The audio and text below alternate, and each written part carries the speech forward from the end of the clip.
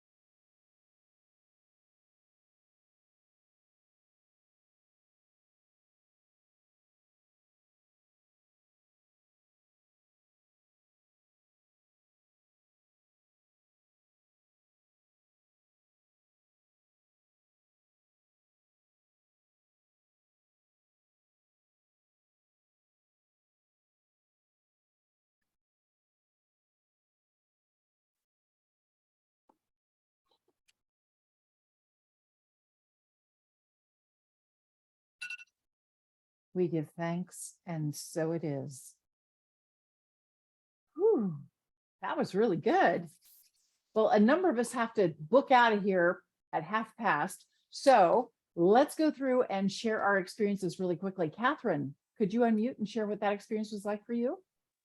Yeah, so at first it was like a candle being lit and just the warmth and the light from that, and then other people gathered. And then without the flame getting bigger, the light continued and the warmth, and people who normally would not, who would be very closed off, just sort of went, oh, what is this? And then actually, this isn't this terrible, scary thing that we never wanted in our life. It's actually quite welcoming and lovely.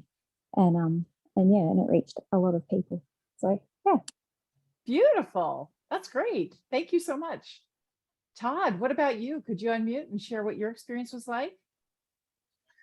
I was very impressed by how much we have a heavenly host and a host under the earth and a host interspersed amongst us that are really rooting for us and very, just awareness of their love. And then let's see, with a lot of memories of remote intention, how many times I've done that for people. And then when I'm around them, it's like they're aware that I did that.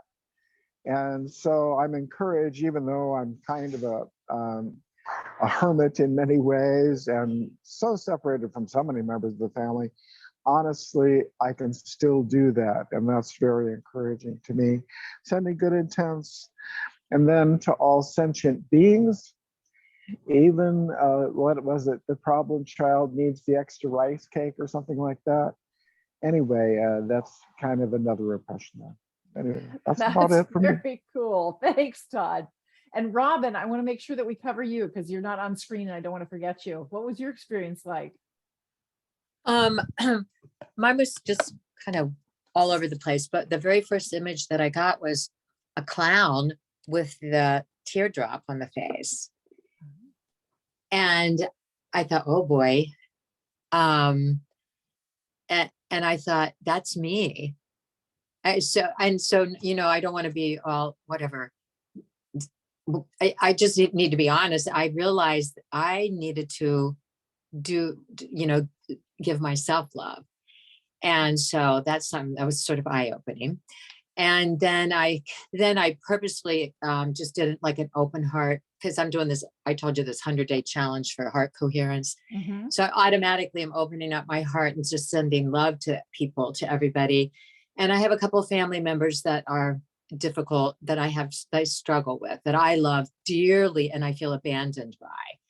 So I send lots of love to them. And every time I do that, it works out. They call me or text me or whatever. So that's kind of how it worked out. That's great. That's right. Yeah. You know, that level of awareness, we need love too. And we need to be loving to ourselves. Absolutely. And, you know, sometimes we make the mistake of just giving, and we don't nourish ourselves. So yeah, thank you for bringing that in. It's a really important reminder. Thank you. Tana, what was your experience like? Well, everybody had a flower growing out of their head. There was a stem of the flower, and there was rain. The divine love was rain, and the flowers would open up to receive the rain, the love in the form of rain. And there were a bunch of us on that hill, you know, Healing Hill, and we were all there with the flowers sticking out of our heads. And then there was this valley with hundreds of people who were like, "Oh, what is this?" But the rain going down to them. You remember those oil lamps from the 70s? Yeah. It was like theirs was a little slower and thicker, but it got to them eventually. And some of them actually like, let me go up on that hill. I want to be with those people where I'm closer to that divine love, so where it's more fluid. So that was basically my thing. That is a really interesting image. Wow. But you know what? Twilight Zone marathon yesterday. That'll do it for sure. Awesome. Peggy, could you unmute and share what your experience was like? It was a lot of heat in different places in the body and tingling. And the visual was just golden droplets coming down, probably Tana's rain, but just all over and continually. Beautiful. So beautiful. Ruth, what about you? What was your experience like? Well, I just was like trying to feel the love, you know, and so finally when I got closer to it and it started coming out and going out from me, then I felt it, and I was just like giving big blessing balls to all the people in my family and everybody, and more people started coming into mind. So like I'd say, oh yeah, this person needs it, that person needs it, and then there was like this big family of people just full of, looked like big soft blobs of love all around them. And so Beautiful. Blobs of love. How can it get even better than that? I love it. Dorothy, could you unmute and share your experience with us? I was in the temple of love with all angels and the higher beings. We were all in a temple, and it was a big love fest. We were feeding each other, and we were part of it. And all the angels were there, and all the beings of light, people that we loved, they were all there. that we love and appreciate, and they were all there, and we were all missionaries of love. We went out in the world and we spread the love. And what I see is, yeah, all our family members, they were feeling our love too, and they started spreading it. And then as last thing that I noticed, yeah, is like I have some family members too that I'm having trouble with, and even they are getting better. And then the funniest thing was, yeah, at the end, composer passed away. He wrote songs that where my father was poet, and he wrote 3 songs with my father's poems. Yeah. And he asked me to sing. And on Saturday, I realized how much the Mongo people love when I sing. So Yeah. I was asked to sing my father's songs again that he composed. The guy that passed away, his Mhm. name is Arkady, and I will sing it. There's going to be another party, but they're going to have a. I'm getting carried away. They're going to have a. They're going to have a concert for him Oh, because he was wonderful. very, and I'm going to sing there too. And Awesome. I'm going Georgie, to pick the 3 songs congratulations. by my father. That's really wonderful. That is so great. Cool. Thank you so much. Angela, what about you? What was your experience like? Yeah, I'm not having problems with any family members, but I came on thinking, oh, I'd like to ask several weeks ago when we didn't have the intention group, you were gone, and I had come with the intention of intentioning from my nephew who's having a lot of physical issues, and it all stems from lack of self-love. And so it was like, oh, this is perfect to feed into that. So I saw in the first, all of us just standing with our hands up and just to the heavens and beautiful sunny sky in the field. The second part, we all got onto like winged horses, like Pegasus, and we were flying free up in the air. And I thought, what's this all about? And then the third part, it made sense. We were collecting heavenly love, heavenly gold love. And then we were pouring buckets on people in the third part. Wow. That's so cool. And isn't it great that the perfect intention is always there? It's always there for everybody. So thank you. I really appreciate you bringing that in. Yeah, I had an amazing experience. And one of the key messages that I received is that sometimes you don't feel very loving towards someone. You don't feel like they deserve it, or it's somebody who's really hostile to you and you disagree with their point of view and you think they're being really mean and nasty and you don't want to reward them, right? And a message came through loud and clear from the divine. You don't have to send your love, send our love, send divine love. That's what you're here to do. And as you bring that into your mind and bring it down into your heart, it's your choice at that point if you want to wrap more love of your own around it or not. That's up to you. You don't have to. You can just send it on as is and allow the people who are ready and willing to receive it to receive it. And that nourishes you too. Don't give away so much that you are not replenished, was really the message. So it was kind of like a self-love thing too. Yeah, beautiful, amazing session. Thank you all for being here. I so appreciate you. Have a fabulous week. We're going to do this again. Yes. Thank you. Thank you, everyone. Thank you. Bye, everybody. Thank you.